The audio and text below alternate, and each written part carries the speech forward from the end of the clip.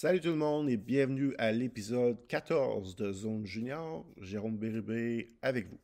Cette semaine, je vous parle de Dimitri Simachev du Lokomotiv de Yaroslavl dans la KHL. Premier choix des Coyotes de l'Arizona, maintenant mieux connu sous le nom l'équipe de hockey du Utah. Ça a été le sixième choix au total en 2023 qui avait causé une certaine surprise, mais pas pour moi qui l'avais vu venir celle-là. Simachev était cinquième sur ma liste en 2023. C'est un gros défenseur de 6 et 4, peut-être 6 et 5, qui se déplace extrêmement bien sur la patinoire. C'est très rare de voir un défenseur de ce gabarit se déplacer aussi aisément comme ça sur la patinoire. Ce genre de défenseur avec des gros gabarits et les qualités de patinage qu'il possède c'est vraiment une nouvelle génération qu'on voit émerger dans la LNH. On peut penser au K'Andre Miller, Moritz Seider, Simon Edvinsson. Au repêchage l'année passée, on a vu Sam Dickinson, Anton Silialiev. Dans le passé, souvent on voyait des défenseurs à format géant, mais c'était pas des défenseurs qui étaient vraiment habiles sur patin. Ça a beaucoup changé dans les dernières années. On voit les joueurs de plus en plus être habiles sur la glace. Et c'est une combinaison assez dangereuse dans le bon sens, mais quand tu as des défenseurs de 6 et 4, 6 et 5, 6 et 6 qui sont aussi rapides et habiles sur patin. Les qualités de patinage de Simachev lui permettent de bien défendre. Il couvre beaucoup de glace, il met de la pression sur le porteur du disque rapidement. S'il se fait prendre en zone offensive ou en zone neutre, il possède les qualités athlétiques pour revenir dans le jeu, ce qui est très semblable à K'Andre Miller des Rangers de New York. En anglais, on appelle ça recovery skating. Il utilise bien son coup de patin dans sa zone pour se sauver de l'adversaire. Il est capable de sortir du trouble souvent avec son coup de patin. Il utilise bien aussi un mix, oui, son coup de patin, mais aussi il utilise bien l'habilité de créer de la fausse information sur la patinoire pour s'échapper de l'échec avant de l'adversaire. Ce que je veux dire par là, c'est de faire penser au joueur qui est en échec avant, avec une feinte d'épaule qui va aller vers la gauche. Mais en réalité, il va aller vers la droite. C'est ça qu'on j'appelle créer de la fausse information. On voit souvent ce jeu-là, ce style de jeu-là, par les petits défenseurs. Souvent, un Lennartson, un Adam Fox utilisent cette technique-là. En anglais, on appelle ça deception. En français, j'aime bien le terme créer de la fausse information. Ces défenseurs-là utilisent beaucoup cette technique-là. Ça leur donne des fois une seconde, 2 secondes de plus pour effectuer un jeu avec la rondelle.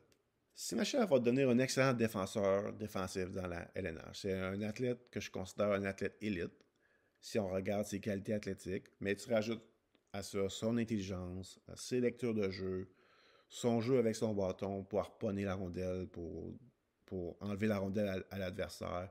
Il peut jouer une game physique quand c'est nécessaire, mais c'est pas un défenseur extrêmement physique, mais il peut l'être à l'occasion. Donc, il y a tous les atouts pour exceller défensivement dans la LNH. C'est offensivement que c'est un peu plus limité dans son cas, mais il possède quand même des atouts intéressants.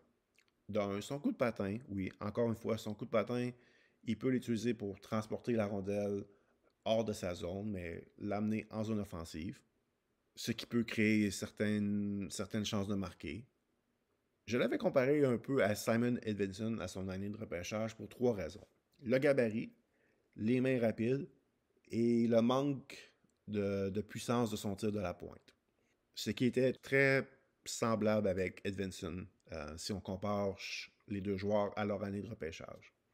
Son meilleur atout offensivement, c'est la qualité de ses mains. On l'a vu beaucoup en deuxième moitié de saison de son année de repêchage où il battait plus régulièrement les joueurs à 1 contre 1 avec des belles feintes. On n'a pas vu encore ça dans la KHL. C'est sa deuxième année en KHL. On ne l'a pas vu encore jouer avec cette confiance-là en KHL, côté battre les joueurs à 1 contre 1. Je pense qu'en KHL, présentement, depuis l'année passée, il joue un style de jeu très simple. Il ne veut pas faire d'erreurs sur la patinoire. Je pense que mentalement, il sait qu'il y a beaucoup de compétition avec les équipes dans la KHL. Et il sait que les jeunes joueurs, les coachs, habituellement, leur font pas trop confiance. Donc, évidemment, si tu fais beaucoup d'erreurs, ton temps de glace, il ne sera pas là en KHL. Donc, je pense que lui, c'est beaucoup concentré à bien jouer défensivement, à ne pas faire d'erreurs sur la patinoire et à être capable à obtenir la confiance des entraîneurs pour qu'ils obtiennent un bon temps de glace. Et je pense qu'il a réussi à exécuter ça en KHL présentement, en fait, dans les 2 dernières années.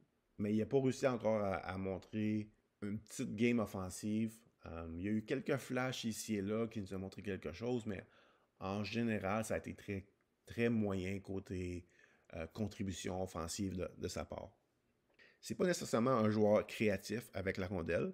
Donc, moi, je ne le vois pas nécessairement comme un joueur qui va être un joueur de power play dans la Ligue nationale. Est-ce qu'il pourrait être un joueur de deuxième avantage numérique? Peut-être. Mais je pense qu'il est un peu loin de ça présentement. Je pense que quand il va arriver dans la Ligue nationale, un peu que ce qui s'est passé en KHL, il va falloir qu'il démontre qu'il peut vraiment bien jouer défensivement, qu'il protège bien le devant de son filet, qui fait pas beaucoup d'erreurs dans sa zone. Plus que les années vont avancer, plus que je pense que tu vas avoir un peu sa game offensive augmenter. Je pense que dans ses meilleures années, on pourrait avoir un gars qui fasse environ une trentaine de points par saison. Pas vu encore assez de confiance, assez de skills dans son cas pour vraiment être sûr pour une projection pour un gars de 40 points et plus. Je suis pas là encore.